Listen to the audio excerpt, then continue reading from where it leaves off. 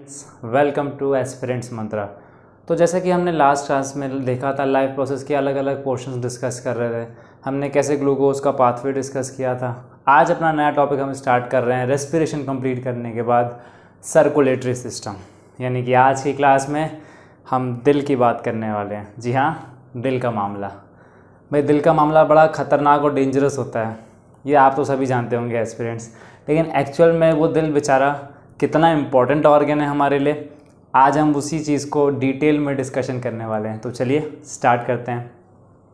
सबसे पहले human heart की बात आती है तो हम लोग अगर इसको सिंपल वे में समझें तो ऐसा ऑर्गन जो कि ब्लड जो है वो सर्कुलेट करता है अलग अलग पार्ट्स में, राइट। यानी कि basically it is a circulatory organ जो ह्यूमन हार्ट होता है एस्पिरेंट्स, राइट। अच्छा, तो कुछ अमेजिंग फैक्ट्स पहले डिस्कस करते हैं, फिर इसका पूरा प्रोसेस हम डिस्कस करेंगे ह्यूमन हार्ट का।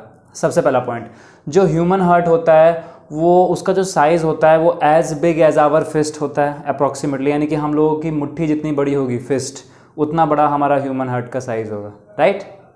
अच्छा, दूसरा पॉइंट, वेट ऑफ हार्ट। तो सर वेट ऑफ हार्ट कितना होता है? तो जनरली जो मेल कैटेगरी होती है उसमें ये लाई करता है 280 to 340 ग्राम्स, राइट। और फीमेल्स में होता है 230 to 280 ग्राम्स, ठीक है। यानी कि जनरली मेल कैंडिडेट्स का दिल थोड़ा वजनदार होता है, ऐसा कह सकते हैं। चलिए, अच्छा, हार्ट की जो लेंथ है, ठीक है, यानी कि अगर हम ह्यूमन एनाटॉमी की बात करें तो उसके हिसाब से जो लेंथ, विड्थ और थिकनेस है हार्ट की, लेंथ होती है 12 सेंटीमीटर अप्रॉक्सीमेटली, विड्थ होती है 8.5 सेंटीमीटर और थिकनेस होती है 6 सेंटीमीटर एस्पिरेंट्स, राइट। चलिए, तो सर हार्ट पंप कितना करता है? ये तो हर कोई जानता है कि जो हमारा ह्यूमन हार्ट है वो 1 मिनट में 70 to 72 बीट्स पर मिनट धड़कता है, यानी कि हमारा जो दिल है वो धड़कता है 72 बार, राइट, यानी कि 72 टाइम्स पर मिनट। लेकिन एक्चुअल में जो हार्ट पंप होता है एक पूरे के पूरे 1 मिनट में, वो कितना होता है सर? ये तो बीट्स हो गए। तो heart pumps approximately 5 to 6 litres of blood पर मिनट। कैन यू इमेजिन कितना इंपॉर्टेंट ऑर्गन है ह्यूमन हार्ट जो है वो 1 मिनट के अंदर, जी हाँ एस्पिरेंट्स, 1 मिनट के अंदर में 5 से 6 लीटर ब्लड पंप करता है ना अमेजिंग। चलिए आगे देखते हैं। तो पूरी लाइफ साइकिल में, यानी कि जब तक जीते हैं तब तक कितना करता है? तो सर ये एक्चुअल में जो बीट करता है पूरी हमारी लाइफ साइकिल में वो करता है 3 billion beats in a lifetime. Can you imagine 3 billion beats, ठीक है, काउंट ही करते रह जाओगे, है ना। तो 3 बिलियन, तो इसीलिए हमारे ह्यूमन हार्ट को रेस्टलेस ऑर्गन भी कहा जाता है, क्योंकि भैया अगर ये साहब रेस्ट पे गए तो हम लोग रेस्ट इन पीस हो जाएंगे, राइट। तो इसीलिए ये रेस्टलेस ऑर्गन भी कहा जाता है ह्यूमन हार्ट को। अच्छा, अब याद करिए जब मैं रेस्पिरेटरी सिस्टम आप लोगों को पढ़ा रहा था तो मैंने डिस्कस किया था कि कैसे लंग और human heart are like best friends और बेस्ट बडीज़, ठीक है ना, आपस में बेस्ट फ्रेंड्स होते हैं। वो आज कहीं ना कहीं आपको उसकी इंपॉर्टेंस समझ में आएगी। तो चलिए स्टार्ट करते हैं। सबसे पहला जो प्रोसीजर होता है हमारे ह्यूमन हार्ट का वो स्टार्ट होता है, एक्चुअल में अगर मैं बात करूँ, मैं ऐसे खड़ा हूँ आप लोगों के सामने, तो मेरा ये वाला पोर्शन जो है ये लेफ़्ट साइड है और ये वाला जो पोर्शन है वो राइट साइड है, राइट। आप लोग मेरे को देख रहे हैं जैसे बोर्ड में, तो मेरे हिसाब से जो मेरा वाला पोर्शन अगर मैं ऐसे खड़ा होता हूँ तो ये मेरा लेफ़्ट है, ये मेरा राइट है एस्पिरेंट्स, राइट। तो अब क्या होता है, बेसिकली हमारा ह्यूमन हार्ट 4 चेम्बर्स में डिवाइड किया गया है, ठीक है, 4 चेम्बर्स में डिवाइड होता है। ये गॉड गिफ्टेड है, ठीक है।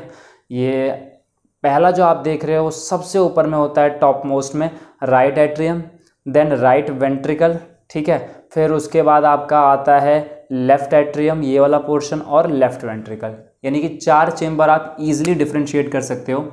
ये रहा आपका राइट एट्रियम, ये रहा राइट वेंट्रिकल, ये रहा आपका ऊपर की तरफ जो पोर्शन है ये पूरा का पूरा ये आपका लेफ्ट एट्रियम, और डाउनवर्ड पोर्शन है लेफ्ट वेंट्रिकल, ठीक है।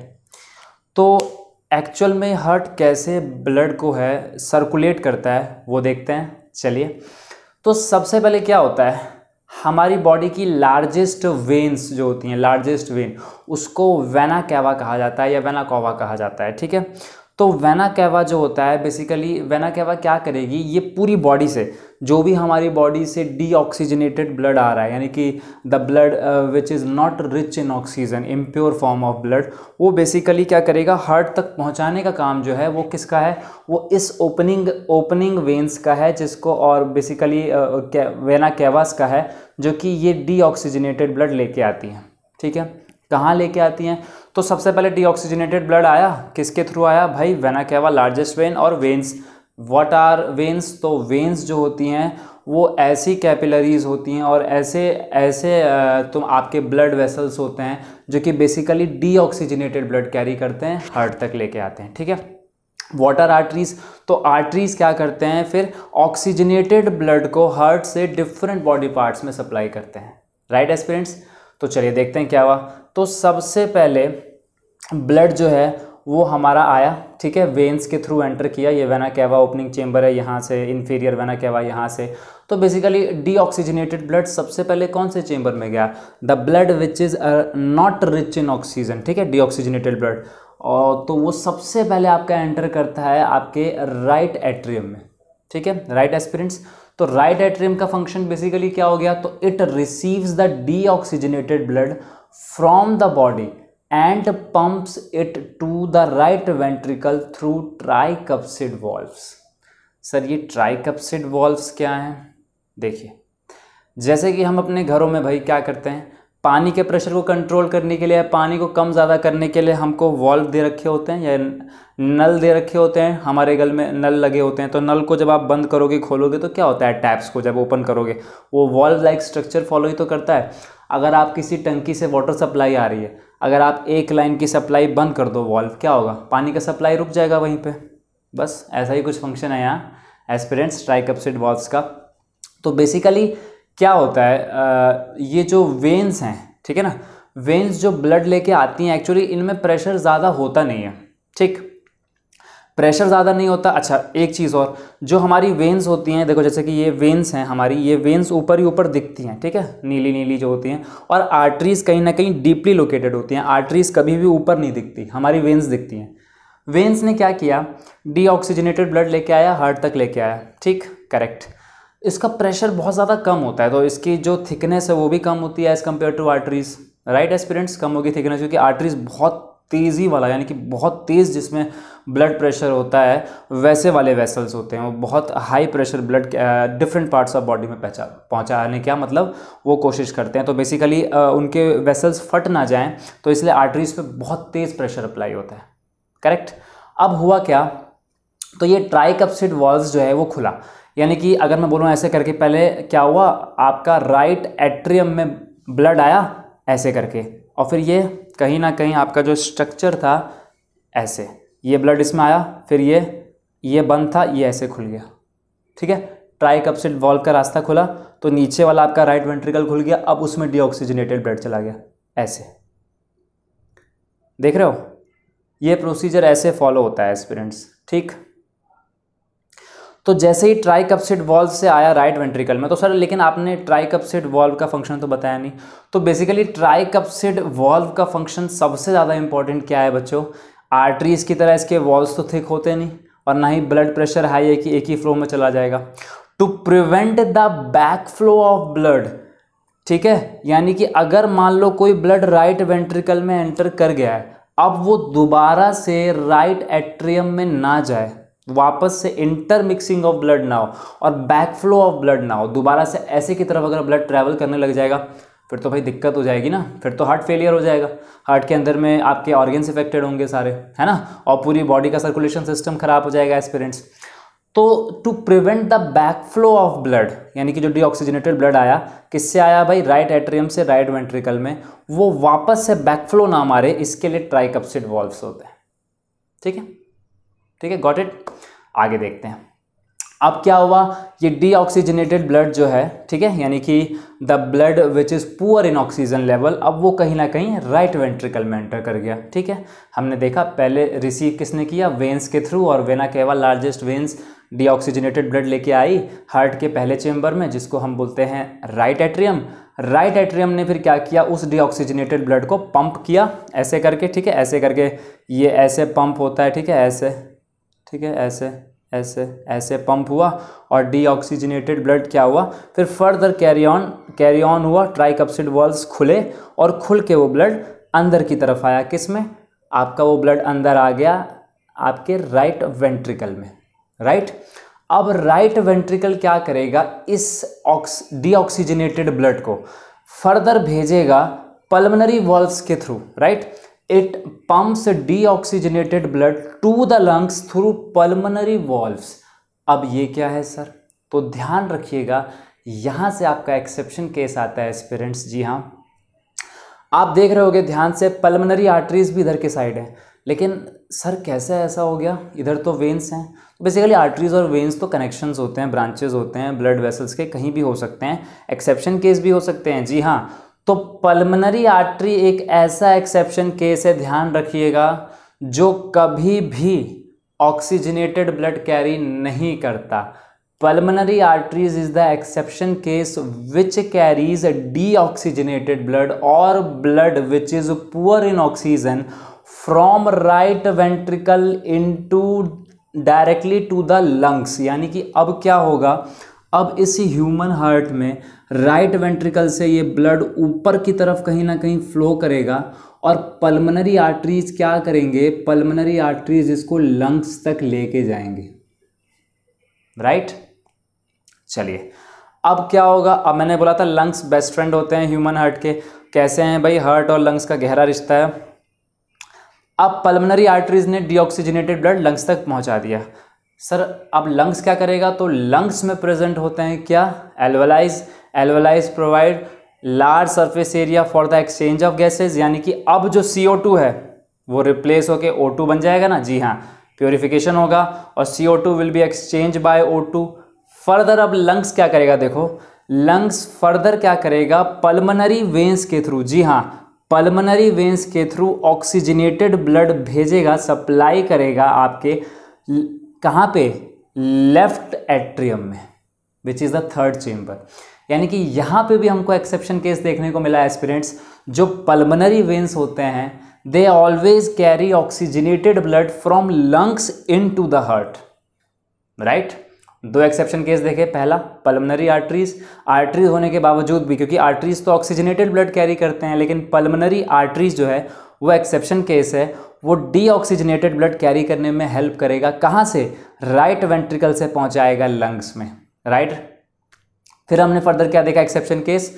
हमने देखा पल्मोनरी वेन्स। हालांकि ये वेन्स है, वेन्स क्या करते हैं? तो वेन्स पहुंचाते हैं आपके क्या, बोलो, डीऑक्सीजनेटेड ब्लड पहुंचाते हैं। लेकिन ये एक्सेप्शन केस क्या है? पल्मोनरी वेन्स है। ये क्या करेगा? ये लंग्स से कनेक्टेड होता है और वापस जब लंग्स प्योरीफाई कर देगा और एक्सचेंज ऑफ गैसेस कर देगा, तो वो जो ऑक्सीजन रिच ब्लड आएगा वो एक्चुअल में जो हार्ट में अब दोबारा एंटर करेगा ना बच्चों, वो किसकी वजह से करेगा? वो करेगा आपका पल्मोनरी वेन्स की वजह से।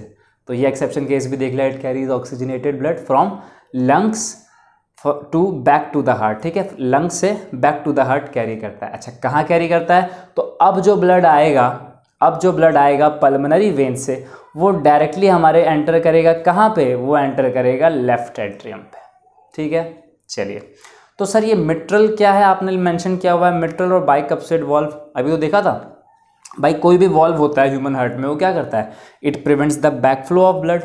ट्राइकप्सिड वॉल्व भी वही कर रहा था और बाइकप्सिड वॉल्व भी यही करता है, to prevent the back flow of blood, ठीक है। मिट्रल क्या है? तो बेसिकली मिट्रल क्या है? ऑक्सीजन रिच ब्लड जो होता है, जो भी अब आ रहा है, इसको वेंट्रिकल्स तक पहुंचाने का, ठीक है ना। जो ये वेंट्रिकल्स हैं आपके, जैसे कि लेफ्ट वेंट्रिकल है, उसको वहां तक पहुंचाने का जो काम करेगा एस्पिरेंट्स, वो एक्चुअली में ये मिट्रल कर रहा है, ठीक है ना। तो मिट्रल यहाँ ये वाला पोर्शन है, यानी कि अब जब आपका इस वाले चेम्बर में, थर्ड चेम्बर में, यानी कि लेफ्ट एट्रियम में जब ब्लड आ गया है, फर्दर वो मिट्रल के थ्रू और बाइकप्सिड वॉल्व, अब दोबारा यहाँ पे वही चीज़ होगी, देखो, ठीक है। दोबारा से बाइकप्सिड वॉल्व्स खुलेंगे और जैसे ही खुलेंगे तो भाई किसकी हेल्प से? मिट्रल की हेल्प से और बाइकप्सिड वॉल्व की हेल्प से ऑक्सीजनेटेड ब्लड जो है अब वो फर्दर ट्रैवल करेगा कहाँ? वेंट्रिकल्स में, राइट एस्पिरेंट्स। अब क्या हुआ? अब भाई ब्लड लेफ्ट वेंट्रिकल में आ गया, ठीक है सर।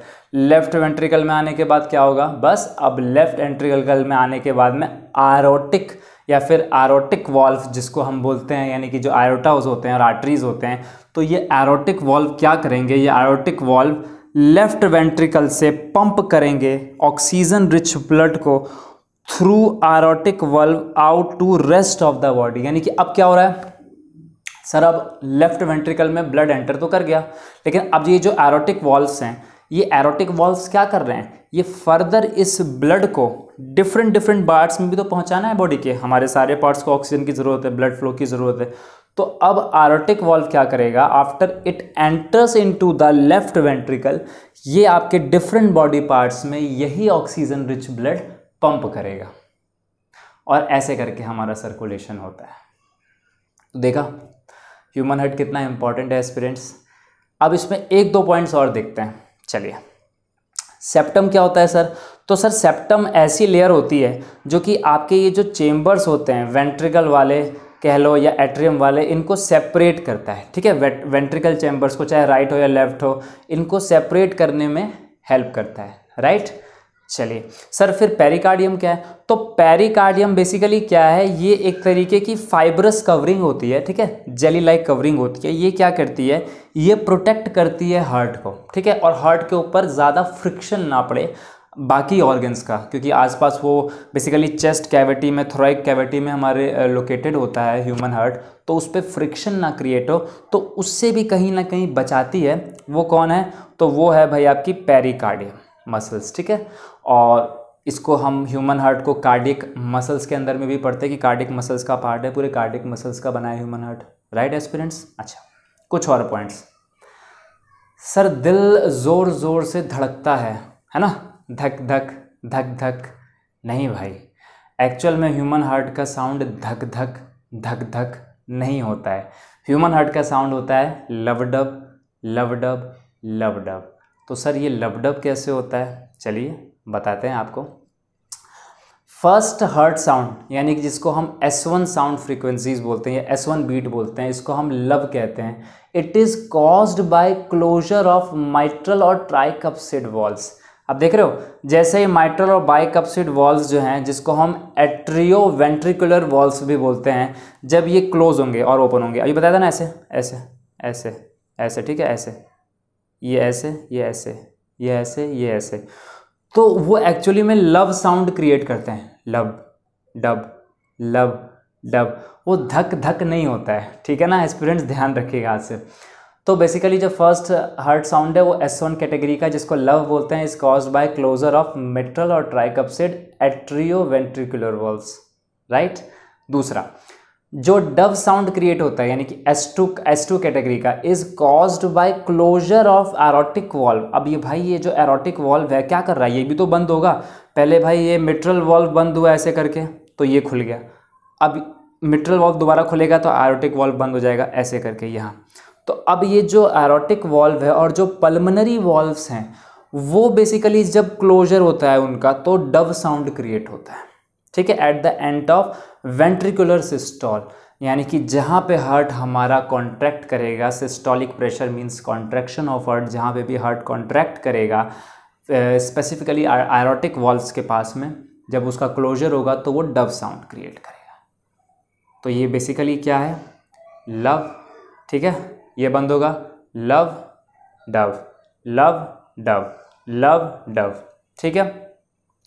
तो आपने देखा कैसे human heart love Dove sound create करता है। चलिए, तो ये पूरा का पूरा हार्ट का फंक्शन था। सर अब हार्ट अटैक क्यों आता है? आजकल आप देख रहे हैं हार्ट अटैक बहुत कॉमन हो गया लोगों में, राइट। स्पेशली जो यंग एज में लोग अपने हैं, इन 30s एंड 40s, उनको भी कार्डियक अरेस्ट आ जाता है। तो सर इसके पीछे का कारण क्या है और इसे कैसे बचा जाए? सबसे पहला कारण जो है हार्ट अटैक का आने का, वो होता है आपके कोरोनरी आर्टरी का ब्लॉक हो जाना। कोरोनरी आर्टरीज क्या होती हैं? एक बंच ऑफ आर्टरीज होती हैं जो चारों तरफ हार्ट के कॉइल शेप में बंधी होती हैं। पूरी कोरोनरी आर्टरीज चारों तरफ होती हैं। आप उसको लेफ्ट और राइट पोर्शन में डिवाइड करोगे तो राइट कोरोनरी आर्टरीज और बेसिकली आपका राइट कोरोनरी आर्टरीज और लेफ्ट कोरोनरी आर्टरीज, राइट। तो होता क्या है, कई बारी ये कोरोनरी आर्टरीज जो हैं ये ब्लॉक हो जाती है। तो जैसे ही कोरोनरी आर्टरीज ब्लॉक होंगी, आर्टरीज क्या करती हैं, arteries carry oxygenated blood to different parts of body. तो बॉडी को तो ऑक्सीजन पहुंच ही नहीं पाएगा, ऑक्सीजन सप्लाई कट होने की कोशिश करेगा और हार्ट की जो पंपिंग है वो भी डिस्टर्ब होगी।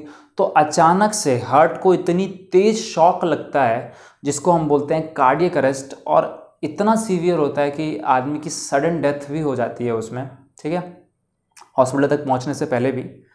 फिर इसमें कुछ माइनर हार्ट अटैक्स के सिम्टम्स भी होते हैं, जिसमें बेसिकली आपके लेफ्ट साइड में चेस्ट में पेन होता है, राइट, और भी सिम्टम्स होते हैं। तो बेसिकली सर ये हार्ट अटैक होता क्यों है, ये बताइए हमको। तो हार्ट अटैक क्यों होता है, सबसे पहली चीज़ तो आज के टाइम पे कोई भी अपनी इतनी बिजी शेड्यूल लाइफ में, चाहे स्टूडेंट हो या फिर जॉब पे जाने वाले लोग हों, वर्किंग हों, कोई भी हो, चीज़ें हम सही से मैनेज नहीं कर पाते एज पेरेंट्स, राइट। तो बेसिकली क्या होता है, हमारी बॉडी में कहीं ना कहीं बैड कोलेस्ट्रॉल कहीं ना कहीं एक्यूमुलेट होता रहता है। अब ये बैड कोलेस्ट्रॉल और कोलेस्ट्रॉल लेवल कुछ इतना बढ़ जाता है, इस हद तक बढ़ जाता है कि ये आर्टरीज़ पे प्रेशर क्रिएट करता है, और आर्टरीज़ का जो ब्लड फ्लो है उसमें रेस्ट्रिक्शन क्रिएट करता है। और जैसे ही हार्ट में कहीं भी ब्लड फ्लो में रेस्ट्रिक्शन हुआ तो हार्ट प्रॉपर फंक्शन कर ही नहीं पाएगा। तो बेसिकली क्या करता है, कोलेस्ट्रॉल लेवल जब बढ़ जाता है, फैट कंटेंट बॉडी में बहुत ज़्यादा बढ़ जाता है, लोग ओबेसिटी वाले लोगों को भी हार्ट अटैक आता है। ऐसा नहीं है, आजकल तो खैर पतले लोगों को भी हार्ट अटैक आ जाता है, फिट लोगों को भी हार्ट अटैक आ जाता है। तो बेसिकली सबको अपना सबसे पहले कोलेस्ट्रॉल लेवल चेक कराना चाहिए, पहली चीज़। दूसरी चीज़, यार लाइफ ही तो है, सब कुछ फेस कर लेंगे ना, तो टेंशन लेने की क्या ज़रूरत है। आप टेंशन से बचिए, कुछ भी हो, पढ़ाई की टेंशन हो, घर की टेंशन हो, फाइनेंशियल दिक्कतें हों, ठीक है, लेकिन टेंशन लेने से उसका सॉल्यूशन तो नहीं है ना। आप मेहनत करिए, लाइफ में आगे बढ़िए, रास्ता मिलेगा। टेंशन लेके अब एक ही लाइफ तो मिली है, अब उसको भी अगर नहीं जिए तो फिर क्या फ़ायदा, है ना। तो कहने का मतलब ये है, टेंशन कम लो। अच्छा सर, हार्ट अटैक पहचाने कैसे कि हार्ट अटैक ही आया। देखो, हार्ट अटैक का सबसे पहला सिम्टम होता है आपके ये जो शोल्डर बॉल्स होते हैं इसमें पेन होगा, जो शोल्डर सॉकेट्स होते हैं इसमें एकदम बहुत ही ज़्यादा पेन होगा। आपका ये लेफ़्ट आर्म पूरा भारी हो जाएगा, और आपके जो जॉज हैं वो लॉक होने की कोशिश करेंगे, मतलब कि जॉ लॉक हो जाएगा आपका, ये जबड़ा खुल नहीं पाएगा, पहला। दूसरा सिम्टम, हमेशा सीढ़ी चढ़ो या कुछ भी करो, ज़्यादा बोल लो या फिर ज़्यादा चल लो तो आपको कोल्ड स्वेट्स आएंगे, ठीक है ना, पसीने आएंगे, और ठंडा ठंडा सा लगेगा, पसीने आएंगे, ठीक है।